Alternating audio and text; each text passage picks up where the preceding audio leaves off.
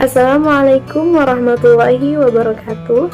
Nama saya Hasna Quratul Aini dari Prodi Pendidikan Bahasa Inggris Mapaba 10 PMII FKIP Uninus. Langsung saja, di sini saya akan mereview ulang semua materi yang telah disampaikan waktu Mapaba, dan saya akan mengambil secara singkat saja karena waktu juga tidak banyak ya. Jadi langsung saja kita ke materi.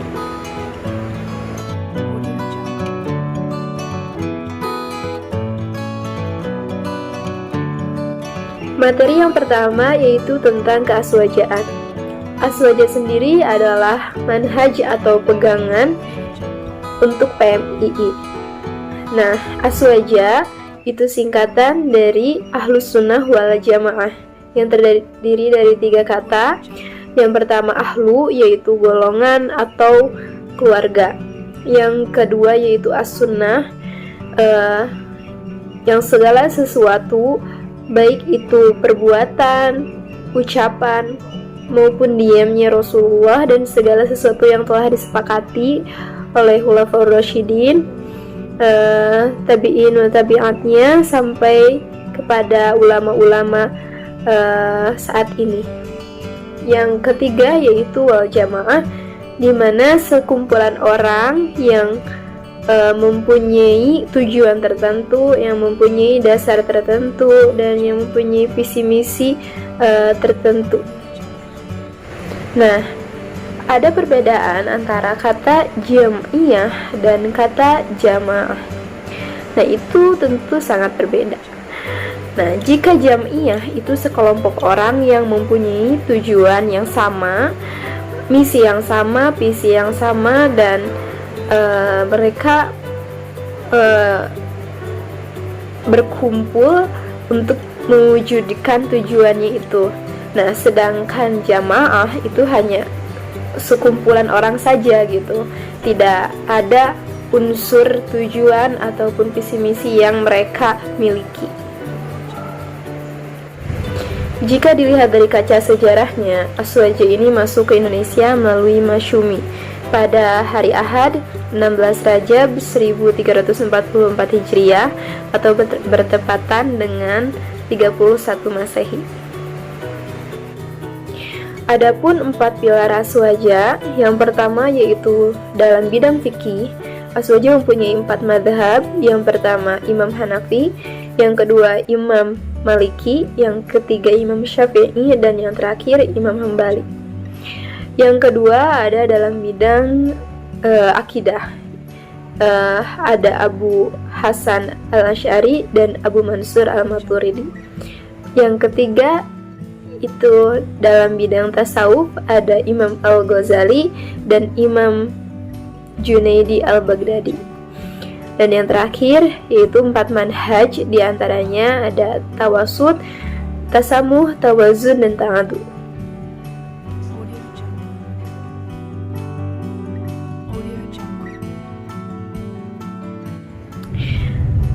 Materi yang kedua yaitu studi gender dan kelembagaan Kopri. Gender adalah sesuatu yang melekat pada diri manusia, baik itu dari perempuan maupun laki-laki, dan maupun secara culture atau kultural, ataupun secara sosial. Nah, kelembagaan Kopri ini berawal dari negara Filipina dan negara Amerika, di mana perkumpulan-perkumpulan wanita yang mempunyai keresahan terhadap diri sendiri, terhadap diri seorang wanita. Nah, sebenarnya wanita itu bisa melakukan apa yang laki-laki lakukan, seperti itu.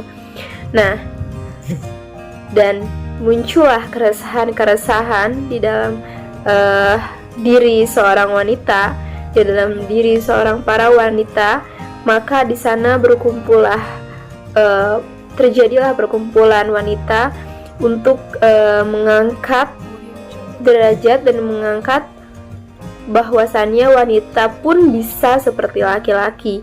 Nah, di sini maksudnya wanita tidak ingin melebihi laki-laki, tetapi mereka hanya ingin setara. Karena dalam Islam pun yang didahulukan laki-laki itu hanya dalam sholat. Nah, karena wanita itu tidak bisa menjadi imam. Nah, kenapa wanita tidak bisa menjadi imam? Karena dia mempunyai menstruasi. Nah, hanya dalam itu saja. Nah, dan yang lainnya itu sama saja, wanita maupun pria itu bisa melakukannya. Nah, untuk Kopri ini ketua pertama yaitu Mbak Ismi Maryam BA dan sekretarisnya yaitu Maryam BA.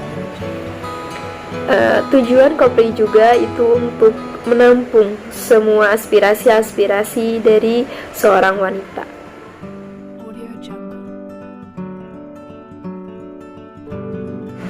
Hal yang paling penting dalam PMII dan sangat fundamental, karena jika tidak ada akan terjadi ketidakseimbangan dalam roda organisasi PMII itu sendiri, yaitu tentang NDP, nilai dasar pergerakan. Nah, dalam NDP ini sangat banyak sekali aspek-aspeknya, di mana di dalamnya terbagi kepada 3 bagian.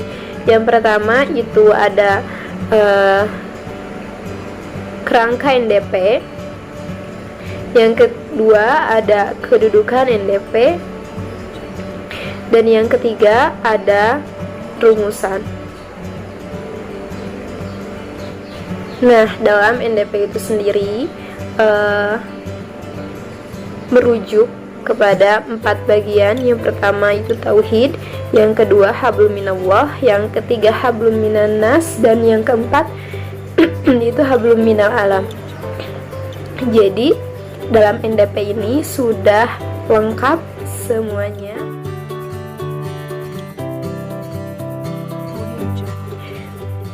Untuk materi yang keempat yaitu tentang PMII ya. PMII ini lahir pada tanggal 17 April 1960 Masehi, bertepatan dengan tanggal 21 Syawal 1379 Hijriah pada hari Ahad.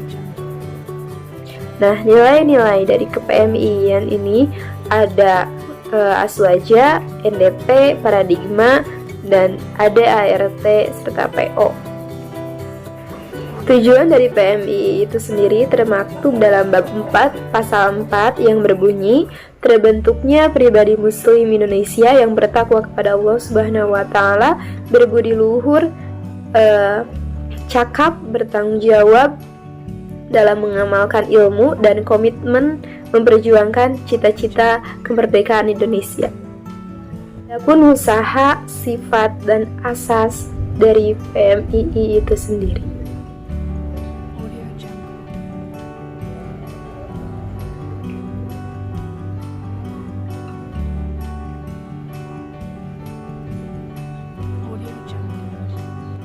Nah, PMII ini memiliki 3 loji. Yang pertama yaitu 3 moto.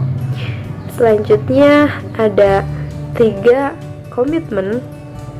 Dan yang terakhir ada 3 khidmat.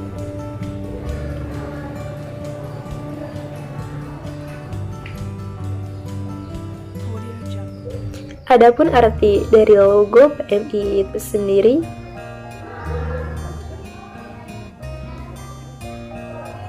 untuk pendiri dari PMII itu sendiri ada 13 orang yang mencetuskan, yang diawali oleh Khalid Mawardi. Dan selanjutnya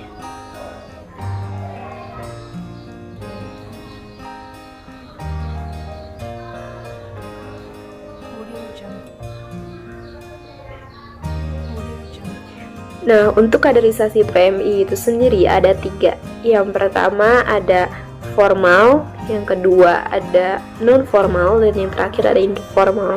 Yang formal itu seperti Mapaba, PKD, PKL, dan PKN. Yang non formal itu seperti sekolah aswaja dan lain sebagainya. Dan informal itu seperti diskusi-diskusi, follow up dan lain sebagainya. Untuk strukturalnya dari ke PMI itu berawal dari PB dan ke bawahnya.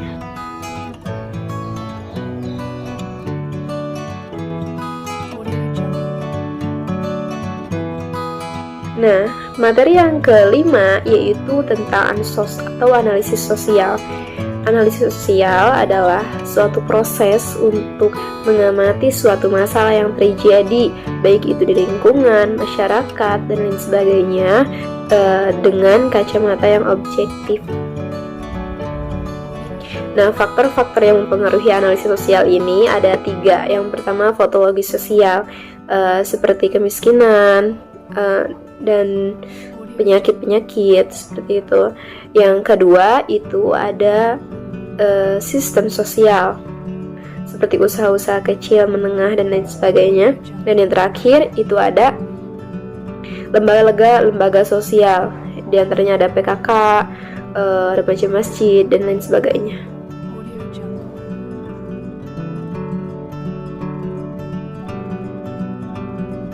Nah, materi selanjutnya yaitu geonologi pemahaman Islam. Nah, ini sangat banyak sekali ya penjelasannya. Dari mulai teori-teori, ada teori Gujarat, teori India, teori Arab, ataupun teori Persia. Nah, Islam masuk ke Indonesia pun itu melalui banyak cara, seperti perdagangan, pernikahan, dan pendidikan, untuk mendirikan lembaga-lembaga pendidikan seperti itu. Dan penyebarannya itu dilakukan oleh salah satunya oleh Wali Songo, Wali 9, yang tersebar di seluruh Indonesia. Nah, setelah penyebaran itu terjadi, barulah banyak orang-orang Indonesia yang menganut agama Islam. Nah, di sana barulah paham bahwa Islam itu agama yang damai, agama yang ramah, agama yang tidak mendahulukan kekerasan, seperti itu.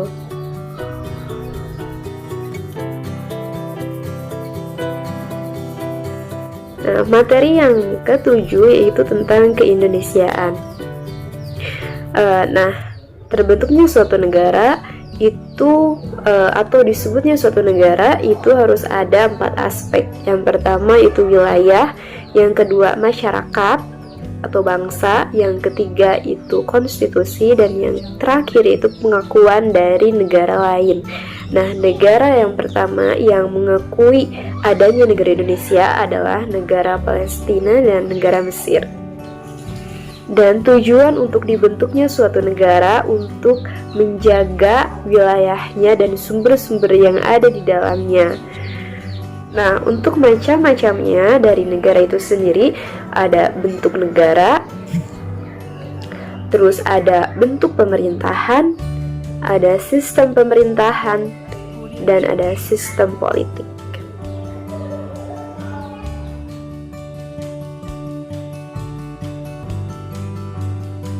Nah, untuk antropologi kampus ini ada 4 aspek. Yang pertama yaitu budaya kampus. Nah, budaya kampus ini bisa membedakan dengan kampus lain. Yang kedua yaitu ada sistem kampus. Nah, mungkin sudah pada tahu ya bagaimana sistem kampus itu berjalan, bagaimana sistem kampus itu bisa memaju mundurkan suatu perguruan tinggi itu sendiri. Yang ketiga ada birokrasi kampus. Nah, di sini mungkin lebih kepada strukturalnya. Jadi kalau misalnya dalam struktural terdekat, misalnya terkecil maksudnya, itu misalnya dari prodi. Misalnya ada Kaprodi, ada Sekprod, ada TU, ada organisasi-organisasi di bawahnya gitu. Dan yang keempat itu ada tipologi mahasiswa. Tipologi ini banyak sekali, ini membahas tentang karakter mahasiswa yang ada di kampus. Misalnya ada mahasiswa akademis, mahasiswa aktivis atau organisatoris, ada mahasiswa agamis, ada mahasiswa hedonis, ada mahasiswa birokratis, dan lain sebagainya. Mungkin itu saja, dicukupkan sekian dari saya. Mohon maaf, masih banyak kurangnya, masih banyak yang belum tersampaikan. Dan terima kasih atas segala perhatiannya. Wallahul muwaffiq ila aqwamit thoriq. Wassalamualaikum warahmatullahi wabarakatuh.